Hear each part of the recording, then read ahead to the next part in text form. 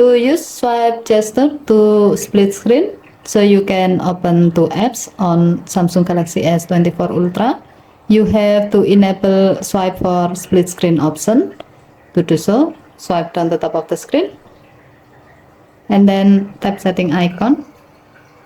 Scroll down the screen to find advanced features. Tap advanced features. Tap multi-window.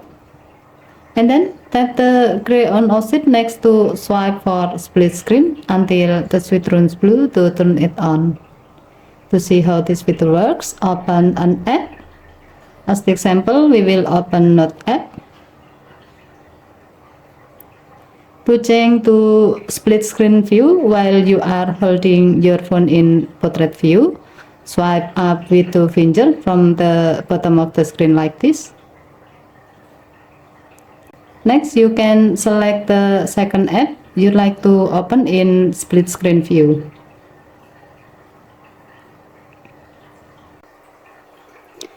To change split screen view while you are holding your phone in landscape view, swipe up with two fingers from the side of the screen like this.